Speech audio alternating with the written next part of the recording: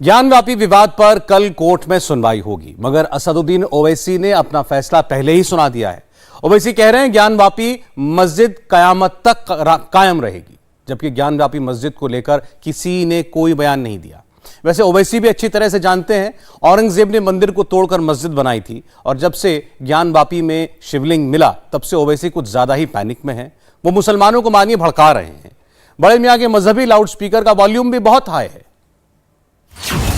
मस्जिद है और रहेगी इंशाअल्लाह ताला सुबह क़यामत तक। ज्ञानवापी मस्जिद मस्जिद थी और जब तक अल्लाह दुनिया को कायम रखेगा मस्जिद रहेगी इंशाअल्लाह ताला। क्या आप तमाम लोग अहद देते हैं हम कोई मस्जिद को नहीं खोएंगे? क्या आप अहद देते हैं कि हम कोई मस्जिद को नहीं खोएंगे? अगर अहद देते हैं तो हाथ उठा कर कहिए नारे तकबीर, नारे तकबीर। भारत है, कोई नॉर्थ कोरिया का सरबराह यहां का प्रधानमंत्री नहीं है। अरे याद रखो, मैं बोलूंगा, मैं इसलिए बोलता हूं, क्योंकि मैं जिंदा हूं, मुर्दा नहीं हूं। अल्लाह से डरता हूं, किसी मोदी से योगी से नहीं डरता हूं।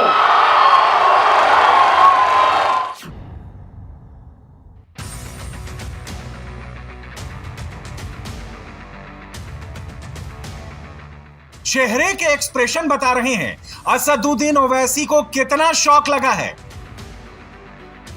बॉडी लैंग्वेज बता रही है टेंशन कितनी ज्यादा है। ज्ञानवापी मस्जिद में शिवलिंग क्या मिला, असदुद्दीन ओवैसी बुरी तरह से हिल गए। ज्ञानवापी में बाबा हैं, यह साफ हो गया है, तो ओवैसी का मजहबी लाउडस्पीकर और तेज हो गया। जैसे ही ज्ञानवापी में बाबा के मिलने का ऐलान हुआ, वैसे ही ओवैसी का भड़काऊ मोड ऑन हो गया।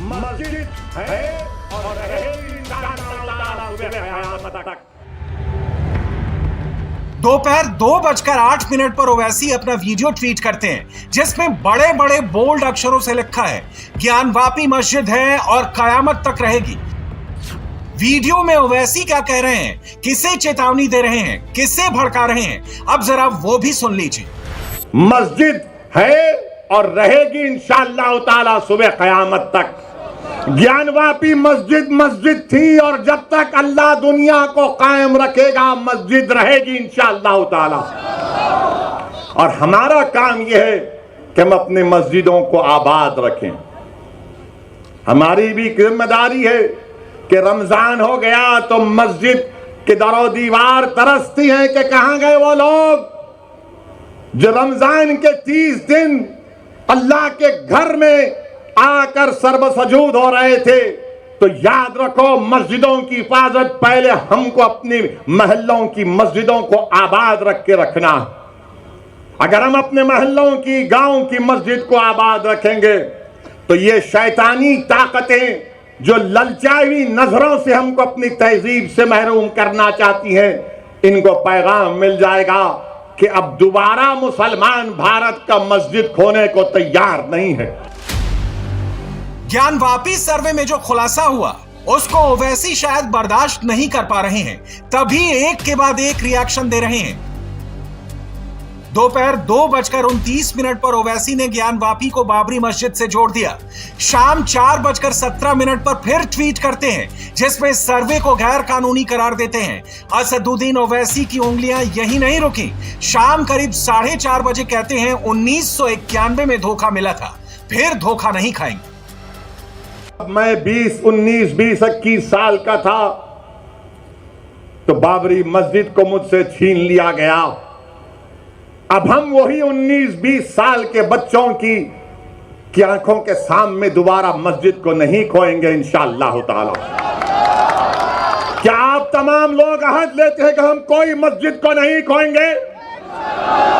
क्या आप अहद लेते हैं कि अब हम कोई मस्जिद को नहीं खोएंगे? अगर अहद लेते हैं तो हाथ उठाकर कहिए नारे तकबीर, नारे तकबीर। इनको पैगाम मिलना चाहिए मस्जिद को अब हम नहीं खोएंगे। तुम्हारे दिल फरेब और हथकंडों से हम जान चुके तुम्हारे हथकंडों को। और अल्लाह के रसूल सल्लल्लाहु अलैहि वसल्लम का हदीस शरीफ है कि मोमिन वो है जो 2 बार एक सुराख से नहीं डसा जाता। अब हम दोबारा नहीं इनको डसने देंगे। ज्ञानवापी विवाद में काशी में कोई हंगामा नहीं हुआ, देश भर में कोई शोर शराबा नहीं हुआ। ज्ञानवापी का सर्वे पूरी तरह से कानूनी मामला है, कोर्ट के निर्देश पर सर्वे हो रहा है, इसमें कोई राजनीति नहीं है। लेकिन जैसे ही हिंदुस्तान के किसी कोने पर मंदिर मस्जिद हिंदू मुसलमान की बात आती है तो आग लगाने के काम में बड़े भाईजान जुट जाते हैं। आज आप देख रहे हैं कि ज्ञानवापी मस्जिद का मसला उठा दिया गया। जब मैंने उस पर कहना शुरू किया तो फिर से उंगलियां उठाना शुरू कर दिए, तनकीद करना शुरू कर दिए कि आखिर तुम क्यों बोल रहे हो। तो फिर आप बोलो ना, जो मुझे खामोश रहने के लिए कह रहे हैं, आप क्यों नहीं बोलते। हिजाब के मसले में आपको बोलना चाहिए था, आप नहीं बोले। हलाल गोश्त का मसला आया, आपको बोलना था, आप नहीं बोले। नौकरियां मिल रही है नौजवान मुसलमान को तो कहा गया जॉब जिहाद, आपको बोलना चाहिए था, आप नहीं बोले। अब मस्जिद का मसला आया तो हम जब दलाइल के साथ मस्जिद की बात करते हैं तो कहते हैं तुम क्यों बोल रहे हो। अरे याद रखो, मैं बोलूंगा, मैं इसलिए बोलता हूं, मैं इसलिए बोलता हूं क्योंकि मैं जिंदा हूं, मुर्दा नहीं हूं। मैं इसलिए बोलता हूं कि मेरे जमीर को मैंने अभी बेचा नहीं है, ना कभी बेचूंगा इंशाअल्लाह ताला। मैं इसलिए बोलता हूं कि मैं सिर्फ अल्लाह से डरता हूं, किसी मोदी से, योगी से नहीं डरता हूं। मैं इसीलिए बोलता हूं। पिछले कुछ दिनों से ओवैसी ब्रदर्स ने अपनी रणनीति में बदलाव किया था। बड़े मियां कानून की बात करते थे और छोटे मियां भड़काने की बात। लेकिन जब ज्ञानवापी सर्वे मजहबी मुद्दा नहीं बन सका तो बड़े ओवैसी ने खुद माइक थामा और तकरीर की, वॉल्यूम भी फुल कर दिया। मस्जिद का मसला आया, मस्जिद तो मेरी है ना, मस्जिद तो मेरी है। और ज्ञानवापी मस्जिद के बारे में टीवी चैनल पर बहुत शाम में 6 बजे, रात में 9 बजे बैठकर ये बहुत दर्स देते हैं। ये हमको सिखाते हैं मस्जिद क्या है क्या नहीं है। मकसद क्या है कि बीजेपी को और तमाम इन पार्टियों को ये लोग बचाने का काम करते हैं। ज्ञानवापी मस्जिद क्या है। 1991 में हाई कोर्ट ने स्टे दे दिया तो आप अक्टूबर 2021 में जाते हैं, वही मुतालबा करते हैं। लोअर कोर्ट फैसला देता, मैंने कहा उस फैसले की मैं मुखालिफत करता हूं तो ये लोग डराते हैं मुझको। आप कैसे कोर्ट के खिलाफ बोल सकते हैं। बोल सकते हैं कोर्ट के खिलाफ, इज्जत से इख्तलाफ कर सकते हैं। भारत है, कोई नॉर्थ कोरिया का सरबरा यहां का प्रधानमंत्री नहीं है। हम बोले, टीवी चैनल वाले आकर हमसे पूछे, तुमने कहा कि 91 में पार्लियामेंट ने कानून बनाया जिसमें कहा गया कि 15 अगस्त 47 को जो मस्जिद और मंदिर थी वो वही मौका उसका रहेगा। अब आकर ये बोलते नहीं, सर्वे हुआ, वीडियोग्राफी हुई तो आपको क्या तकलीफ है। हमको तकलीफ इस बात की है कि भारत के संविधान को कमजोर किया जा रहा है। ओवैसी कानून के जानकार हैं, वो जानते हैं क्या बोलने से क्या हो सकता है, कैसे उनके एक्शन पर रिएक्शन हो सकता है। इसलिए वो भड़काते तो हैं लेकिन अलग तरीके से, चिंगारी को सुलगाते भी हैं और कहते हैं देखो मैं तो आग नहीं लगा रहा हूं। आपसे कह रहा हूं कि सिर्फ अल्लाह से डरो, इन जालिमों से मत डरो। मैं आपसे अपील करने आया हूं कि आप अपनी आवाज को उठाओ। अगर मुल्क में ये तमाम हालात पैदा हो रहे हैं तो उसका मकसद क्या है। कि भारत के मुसलमानों को डराया जाए, उनको खामोश कर दिया जाए और उनको मुसलमान सिर्फ उनकी घर तक रखा जाए और बाहर में मुसलमान के कोई मजारे ना करें। मैं आपसे अपील कर रहा हूं कि हम घर में भी मुसलमान बनकर रहेंगे, बाहर भी मुसलमान बनकर रहेंगे। हालात कुछ भी होंगे मगर हम डर कर मायूस हरगिज नहीं होंगे। हम डर कर अपने घर में नहीं बैठ जाएंगे। हिकमत के नाम पर बुज़दिली के मजारे नहीं करेंगे। से ये नहीं कह रहा हूं कि तशद्दुद पर आ जाओ, मैं आपसे ये कह रहा हूं कि अपने हौसलों को बुलंद रखो। मैं आपसे ये नहीं कह रहा हूं कि तशद्दुद करो, मैं आपसे कह रहा हूं कि सब्र का दामन मत छोड़ो, मगर जब मुकाबला होगा तो हिम्मत और हौसले को बुलंद रखो। सर्वे के नाम पर ओवैसी मुसलमानों को भड़का रहे हैं। ज्ञानवापी को बाबरी मस्जिद से जोड़कर मुस्लिम समाज में पैनिक क्रिएट करना चाहते हैं, क्योंकि ओवैसी जानते हैं जितना मुसलमान डरेंगे उतना उनको वोट मिलेगा। मगर आज ज्ञानवापी का मसला आया, हिजाब का मसला आया, तो क्या कांग्रेस पार्टी ने कुछ कहा? कोई कांग्रेस के लीडर ने कहा? नहीं बोलेंगे। क्या समाजवादी के या आप पार्टी के किसी कायद ने कहा? नहीं बोलेंगे। क्यों नहीं बोलेंगे? क्योंकि इनको मालूम कि मुसलमान तो डराओ, इसको डराओ और डरा कर वोट हासिल कर लो।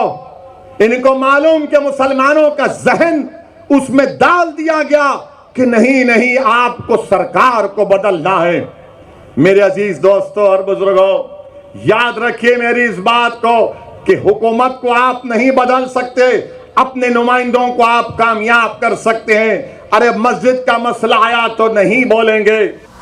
ओवैसी की जिहादी बातों का सबसे बड़ा असर यूपी में हो सकता है। ज्ञानवापी मस्जिद भी काशी में है। यूपी की योगी सरकार हर किसी की हेट स्पीच को मॉनिटर कर रही है और यूपी में माहौल खराब ना हो, इसका पूरा ख्याल रखा जा रहा है। सर, असदुद्दीन ओवैसी एआईएमआईएम के अध्यक्ष हैं। उन्होंने कहा है कि ज्ञानव्यापी मस्जिद थी और कयामत तक इंशाअल्लाह मस्जिद ही रहेगी।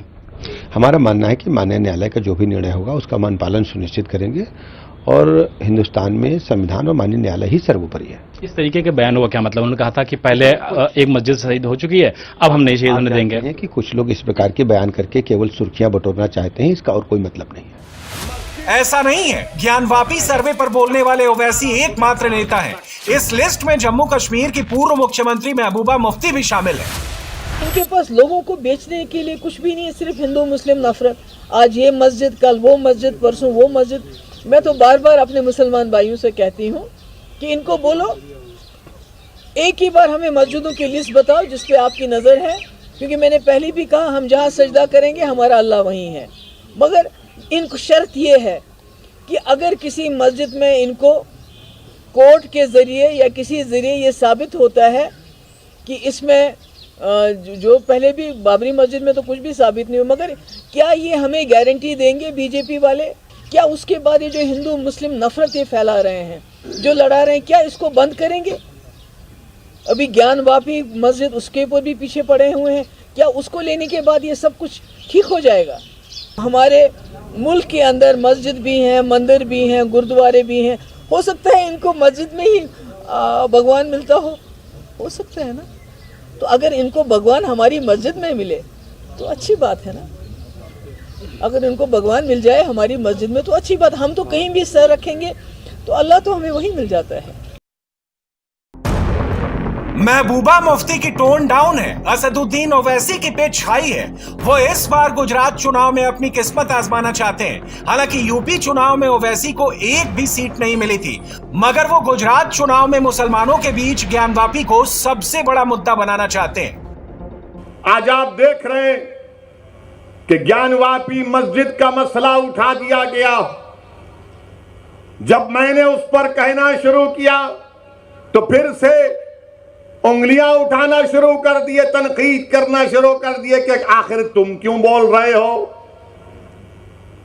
तो फिर आप बोलो ना। जो मुझे खामोश रहने के लिए कह रहे हैं, आप क्यों नहीं बोलते? हिजाब के मसले में आपको बोलना चाहिए था, आप नहीं बोले। हलाल गोश्त का मसला आया, आपको बोलना था, आप नहीं बोले। नौकरियां मिल रही है नौजवान मुसलमान को, तो कहा गया जॉब जिहाद आपको बोलना चाहिए था, आप नहीं बोले। अब मस्जिद का मसला आया तो हम जब दलाइल के साथ मस्जिद की बात करते हैं तो कहते हैं तुम क्यों बोल रहे हो। अरे याद रखो, मैं बोलूंगा, मैं इसलिए बोलता हूं, मैं इसलिए बोलता हूं क्योंकि मैं जिंदा हूं, मुर्दा नहीं हूं। मैं इसलिए बोलता हूं कि मेरे ज़मीर को मैंने अभी बेचा नहीं है, ना कभी बेचूंगा इंशाअल्लाह ताला। मैं इसलिए बोलता हूं कि मैं सिर्फ अल्लाह से डरता हूं, किसी मोदी से, योगी से नहीं डरता हूं। मैं इसीलिए बोलता हूं। ओवैसी 4 बार से सांसद हैं, 2 बार विधायक भी रहे हैं, लेकिन जब भी किसी चुनाव मंच पर पहुंचते हैं तो अपना काम, अपनी पॉलिसी नहीं बताते हैं, बल्कि उनके कुछ चुने हुए टॉपिक हैं।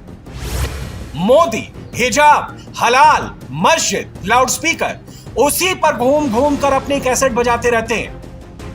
इस बार उन्होंने अपनी लिस्ट में दाढ़ी और टोपी को भी जोड़ लिया है। आज हिजाब पर खामोश हो जाओगे तो कल कहेंगे दाढ़ी बहुत लंबी है, कम कर लो।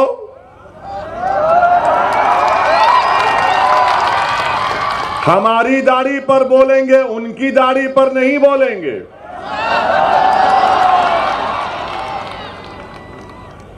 कल कहेंगे कि नहीं टोपी बड़ी ठीक नहीं है, टोपी उतार लो।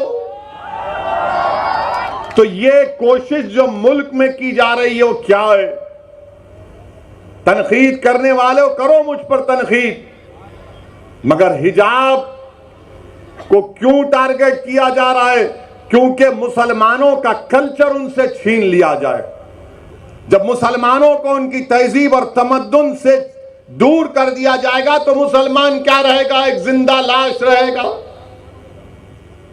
इसीलिए मैं आपसे कह रहा हूं कि आपको अपनी एक सियासी ताकत और अपनी आवाज को बनाना है।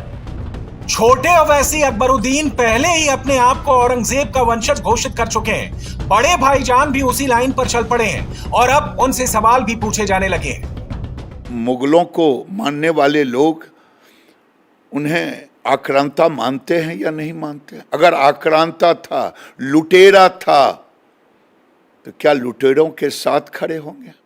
क्या औरंगजेब के साथ खड़े होंगे? क्या बाबर के साथ खड़े होंगे? ये देश उन टुकड़े टुकड़े गैंग से पूछना चाहता है कि औरंगजेब और बाबर के साथ खड़े होंगे जिसने भारत को लूटने का काम किया। अब देश तुष्टीकरण से नहीं, कानून से चलेगा। ओवैसी का लाउडस्पीकर सिर्फ ज्ञानवापी मस्जिद तक नहीं रुका, बल्कि ताजमहल पर भी वो आए और एक कहानी भी सुनाई। ज्ञानवापी के नीचे क्या देखना चाह रहे? ताजमहल के नीचे क्या देखना चाह रहे? कुतुब मीनार के नीचे क्या देखना चाह रहे? तो सोशल मीडिया पर मैंने ये पढ़ा, मेरे को नहीं मालूम, वल्लाहु आलम। किसी ने कहा, सोशल मीडिया पर लिखा कि वो ताजमहल देखने गया था, आगरा के तहखाने में जो कमरा है उसमें कान लगाकर सुना, और वो खुद सोशल मीडिया पे लिख रहा है कि उसने बड़ी खूबसूरत इंसान की आवाजें सुनी। उसने बड़ी खूबसूरत इंसान की आवाजें सुनी, और वो क्या कह रहे थे ताजमहल से कि चौकीदार को बोलो नौकरियां नहीं है नौजवानों के पास, चौकीदार को बोलो कि पेट्रोल को कीमतों को कम करें। फिर बाद में आवाज आई कि चौकीदार चोर भी है। ज्ञानवापी मस्जिद का सच क्या है? ये औरंगजेब की मासिरे आलमगिरी में मौजूद है। विश्वनाथ मंदिर को तोड़कर मस्जिद बनाई, ये बात हर हिंदुस्तानी जानता है। असदुद्दीन ओवैसी भी जानते हैं, लेकिन मानने को तैयार नहीं है, क्योंकि अगर ज्ञानवापी का सच स्वीकार कर लिया तो उनकी सियासत कैसे चमक पाएगी? इंडिया टीवी हर वक्त हर जगह डाउनलोड करने के लिए सर्च करें India TV news Google play store या ऐप स्टोर।